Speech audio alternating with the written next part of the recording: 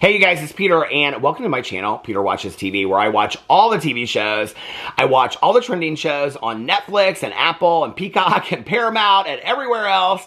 And I watch all the true crime shows and everything like that out there. I watch all the reality shows. And then I come over here and I share my feelings with you guys and my thoughts about those shows. And then you guys share your feelings and thoughts in the comment sections. And then we have conversations about TV. We talk about TV over here. It's very simple. We talk about TV shows. And I love it. And I'm having so much fun over here. And I just want to thank all of you guys that are watching this channel for being along with me for this ride. I'm having so much fun on this. You know, it's interesting when you kind of just tweak something a little bit, you know? It's like when I started this channel, which I think was about a year ago, I started it and it was just going to be all reality TV because I watched a lot of channels where they were doing Bravo drama and whatever. But I don't read the Bravo blogs and I don't keep up with, I see it come up because I follow the Instagram accounts and stuff like that. But I was like, you know what? I already have a drama channel. And so over time I was like, I think I need to change this and just cover. I like to watch all kinds of TV shows. And it was like the magic spice. I don't even know how to explain it because I still love watching reality TV. I watch all the Housewives. I watch Big Brother, Survivor, all that. But, you know, it was like when I changed it and I started talking about true crime over here and trending topics or trending shows on Netflix and Apple, it's like, I don't know. It's like I just was sitting down with a friend talking to him about my love of TV shows. And then you guys are responding. And there's so many people that have been like, Peter, you have 7 channels, but this is my favorite channel. I feel like in some ways it's like I moved into, you know, when you move into your first apartment, you're like, oh my God, this is my first apartment. That's how this feels to me. It's like I left home a little bit and now I'm over here and I still love my other 6 channels for so many different reasons. But I've had so much fun over here. I'm having such a blast. And, you know, even if we don't agree with opinions about a shows, which is totally fine, you know, most of my friends and my husband and I don't even agree on opinions about shows and stuff, but we can still have a conversation about it, you know, and that's what I love about talking about TV. So if you love TV shows, why not subscribe to my channel, come over here and hang out. I am posting almost on a daily basis over here. My goal is to get to a point where I'm posting on a daily basis. I think I posted about 20 times last month. So every day, every other day, I'm posting over here. And today I want to talk about the newest season, season 5 of Unsolved Mysteries on Netflix. Okay, now I have notes, very short notes actually, about each of these episodes. So I watched it all last night. I think I started it at did I start it the night before or did I start it last night? I think I started it last night. I know that it came on the night before, but I wanted to finish Dark Winds, which is also on Netflix. It started on AMC. 2 seasons are out already, and I'm waiting I have to watch the 2nd season, but the 3rd season's coming out, I believe, at the beginning of 2025. If you are looking for a great mystery thriller detective show to binge, Dark Winds, I don't know how I am so late to this game, okay? It's been on my list for a while, and it is so fantastic. But I have so many shows to watch. My last video was talking about all of the new shows that are coming out in October, and I forgot a couple. I forgot that 1,000 Pound Sisters is coming back on the 8th, which 1,000 Pound Sisters and Sister Wives, the day after those shows air, I will be doing recaps and reactions. Well, not really recaps, but reactions to those shows over here, and I'm having so much fun doing the Sister Wives stuff, and I'll be doing the 1,000 Pound Sister one, too. So anyway, I ended up watching all 4 of the episodes from season 5 of Unsolved Mysteries last night. Okay, I have some notes in here written, a paragraph before of getting into this, and I'm just going to read it to you, but then I'm going to kind of go into my own thing because I took the notes, okay? But it says, the first 2 seasons I was really excited about, and this is okay, so I grew up watching Unsolved Mysteries. I guess I'm not going to really read the notes. I'll just tell you how I feel about it. So I grew up watching Unsolved Mysteries. I've been trying to figure this out since I was watching this last night. What's bothering me about this show? I grew up watching Unsolved Mysteries, and I think it came out when it started. It aired when I was in late junior high, early high school.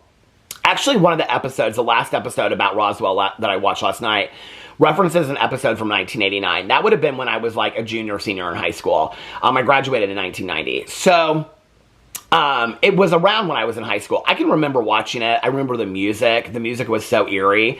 I can remember my mom. She would watch it with me sometimes, but she didn't really like to because it would make her so scared. And then she'd say, I'm here alone, I'm going to get scared and whatever.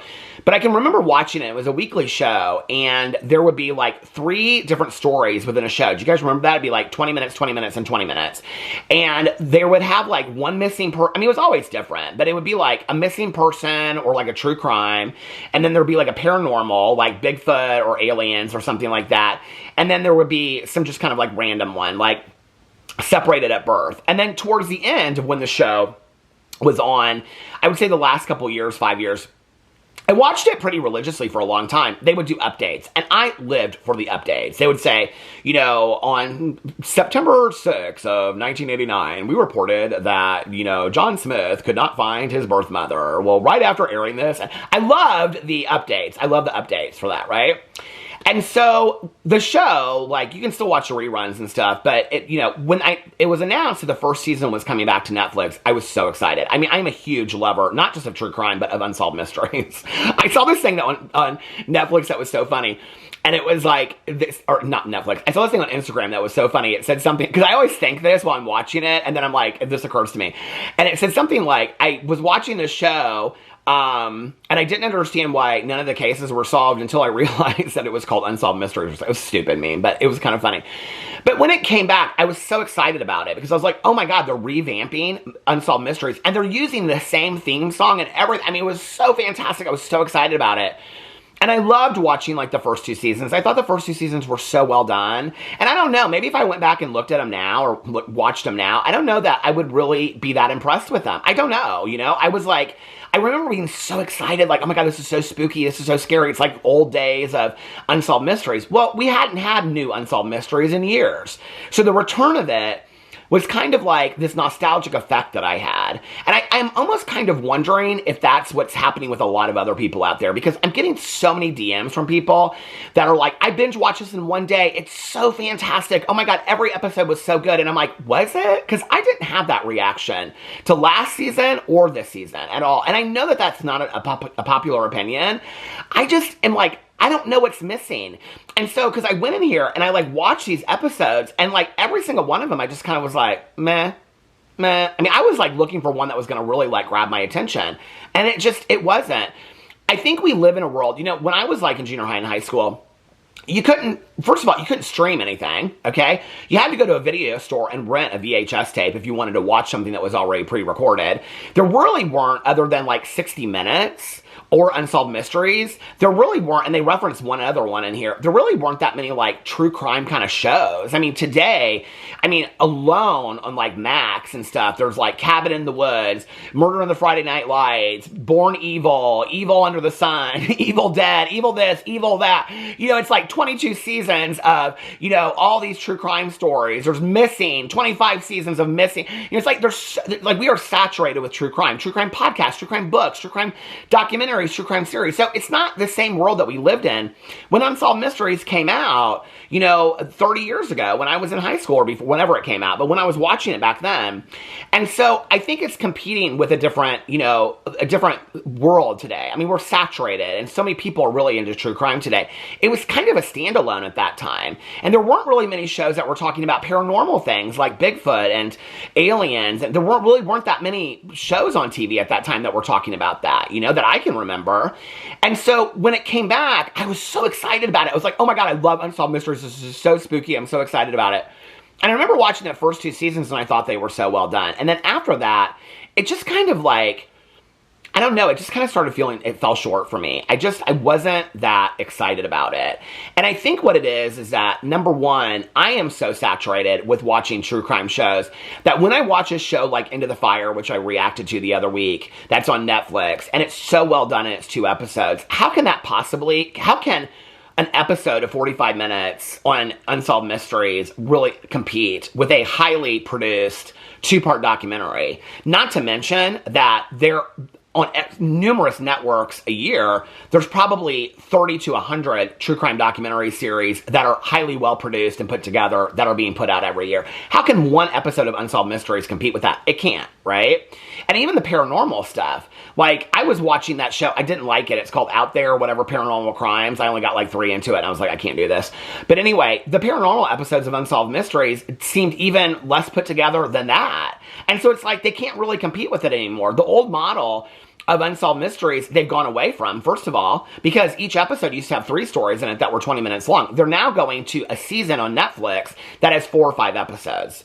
So for me, if I'm going to watch it, those episodes better be bangers, baby. They better be good. And they just weren't. Last season and this season, they just weren't. I'm not saying that the stories aren't important. I'm just saying in the grand scheme of things, when I watch a lot of this, it just kind of fell short to me. So the first one on here, and I'm just like not wowed by a lot of these. So the first episode was about a couple that's killed. If you haven't watched it yet, this would probably be the point to stop, because I'm going to talk about these stories. The first one is about a couple that's killed in Cleveland, in this park, this metro park. And their names are Carnell and Kate, and they're like really, really good friends. Carnell goes by Nell. And their families are highly like interviewed and stuff like that. And there's like a question, is it like a hate crime? Is it an ex? She's dating guys on Tinder, so they're speculating it could be that. Her sister's reading her diaries and stuff like that. But the two witnesses that find the bodies, which they interview at the beginning of it, they also see this truck that's parked there. The trucker says that it's a guy, I think he's a roofer, and he says he didn't see anything happen, but he's literally like 100 feet away from, I mean, I don't know how he wouldn't have seen it. The police officers are like, well, if the gun had a silencer, then there's a way that he could, I mean, but he's literally 100 feet away. I mean, they walked right into the woods and they saw the bodies, these two witnesses. The car's parked like right there. I don't know, but there's all this different speculation about, could it be this, could it be that, was it a hate crime? And there's really, to be honest with you, I will say they pay a lot of homage to the victims. They really talk about Carnell and Kate a lot and what wonderful people they were. They speculate that, one thing they don't know is, like, why are they meeting? Like, are they meeting because they wanted to further their relationship? Because Carnell had always said to Kate that they would end up together. So is that what it was about? But that doesn't really have anything to do with the case. But they speculate. They don't know why they met. Like, I think, like, he called her, she called him, and then they met, like, right away. Like, it was kind of a spur-of-the-moment meeting. So it wasn't like people would have known that they were there. That's why they're talking about this. But the story goes in kind of like 50 directions, and it just kind of ends. I actually read an article on it last night, and the article said all the stuff that was in the story, and it's like, it's just so sad. Like, I mean, it happened in 2019, I believe, and there's still no answers to this, so obviously it's an unsolved crime, but it's really sad, and they have, like, really no leads whatsoever. So that was the first one. But, you know, in all honesty, as important as the story is, like, when I'm looking back on old episodes, like, I remember the guy that was killed after the party, if you remember that one, and then they came out and they found out all this information about it. So, okay, this story feels very similar to me of what you would have seen in, like, a 20-minute segment of the old Unsolved Mysteries. I think that Unsolved Mysteries either needs to come back and do that, where they come back and it's, like, each episode is 3 20-minute like, part stories, or they need to come back with, like, stories that people, I mean, the first episode wasn't even really that well documented, to tell you the truth. I mean, it just really wasn't, I don't know, there just really wasn't a lot of substance to it. Because there wasn't really a lot of information. And I understand the point of Unsolved Mysteries is to get the stories out there, so that anybody has information. That's always been the point of Unsolved Mysteries, and that's why they did updates. But there's been, since season 1 of the new reboot of Unsolved Mysteries, there's been a lot of updates in these cases. I've read the articles about them. They've never come out and done, like, an update episode on the Netflix series. I think that would be fantastic, you know? And if I can sit there thinking about that while I'm sitting on my bed doing a video and I just pull that out, I don't know. Like, this model is not working for me. And so then it goes into the next episode, and the next episode is about this paranormal investigator named Don Phillips in England. And then he works with this spirit guide that he has, and her name is Becky, and he can hear her, and then if you record her, you can record her and all this kind of stuff. And then he starts working with this guy named Steve, who's a parapsychologist that doesn't believe that Don has any powers. So he starts testing Don, and all these people start testing Don, and they come up with they realize that Don's, like, the real deal. In fact, they go to California, I think it's the United States at one point, to go and do this, like, paranormal investigation on this one guy's house. And the guy ends up, like, having them not come in, whatever. But during that interaction, Becky decides to come out. So I write down what he calls it. He calls it, I think, a real life voice interaction or something like that. Like, Becky, like, you can hear, Steve can now hear her voice, not just Don. And so it's like, and it freaks him out and all this kind of stuff. I mean, for me, having watched a lot of this paranormal stuff, what's always interesting to me about watching this paranormal stuff, they play a few of the, like, the Becky things, but, like, they show this guy in the United States, like, they show his house being thrashed around, but, like, they show on the floor, like, tons of ripped paper, but they don't show it being ripped up. They show one scene of a closet. I'm very skeptical of this stuff, and the reason why I'm very skeptical of this stuff is because I 100% believe in it. I 100% believe in spirits, the other world, and all this kind of stuff, so I'm very skeptical about this stuff when I see how it's done. But they show this tape, right? Like, this is your chance. You're on Unsolved Mysteries, okay? This is your chance. They literally show, like, a cabinet falling over, but it's behind, like, you're looking through a door as it happens. It's like, They don't show, like, they're standing, they're like, oh my God, the entire house is being torn apart. But they don't show it. They show a picture of a lamp on the floor, papers torn up. And I'm like, why don't you show, you're recording the entire thing. Why don't you show the recording of the entire house being torn apart? I want to see actual documentation of shit flying around the house and stuff being pushed over. Not just you guys saying it and pictures of the aftermath. That's where it starts getting real skeptical for me, right? Then they come up with the fact that Becky says she was a 35-year-old mother and teacher that died in a plane accident. Well, he actually says plane or train accident, and then later they say plane accident. And so, or plane crash. And so they do this investigation of trying to find Becky, and they can't find Becky in any plane crash ever. I mean, seriously? I mean, Becky, first of all, is a nickname for Rebecca, a lot of different things, right? It could be spelled B-E-C-K-I. It could be a nickname that her family gave her. Her name's like Margaret or something. I mean, she might have been called Becky because who knows what, a favorite book. So, then they go and they're like, it's an evil entity that's controlling it. I was so bored. I was like, I've seen better things like this in a half-an-hour episode of, whatever. Then the third one is this cattle mutilation thing. Okay, well, I'm a vegetarian, first of all, and I have seen enough of these crop circles, cattle mutilation things. I was like, these are the 4 stories that y'all are picking. Seriously, I'm into the third one now, and these are the 3rd stories that you're picking.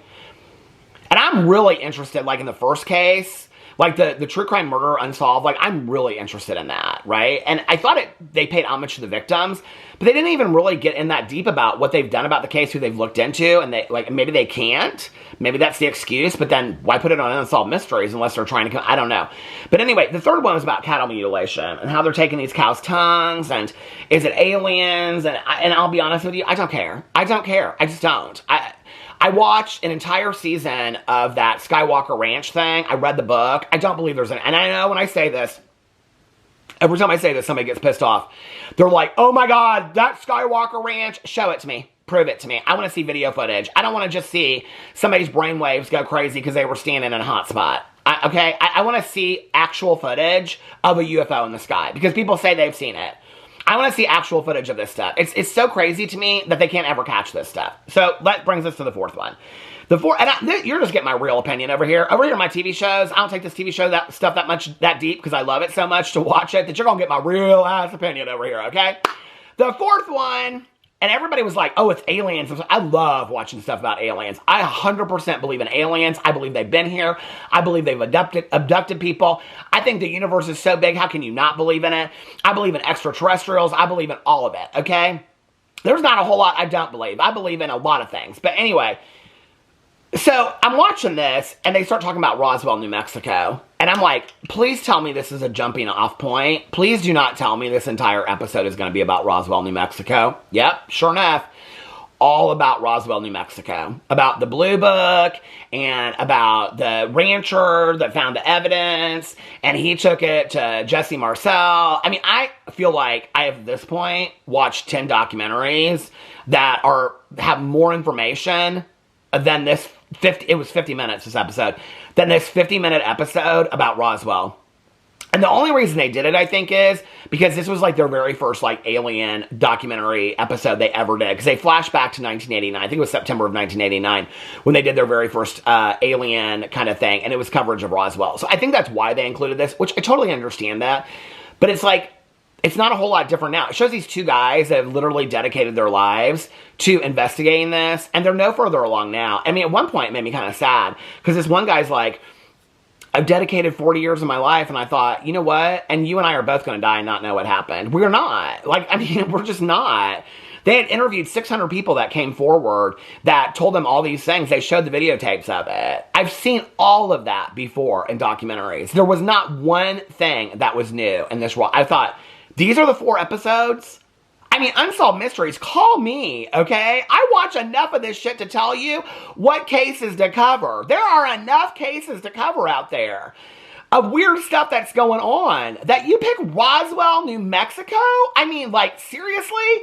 That is like, I feel like that is literally the horse that has been kicked to death 1,000 times. I was like blown away by it. And I was even kind of a little bit more blown away that people were like, I mean, I wish somebody could please explain to me. This is what I'm asking, okay?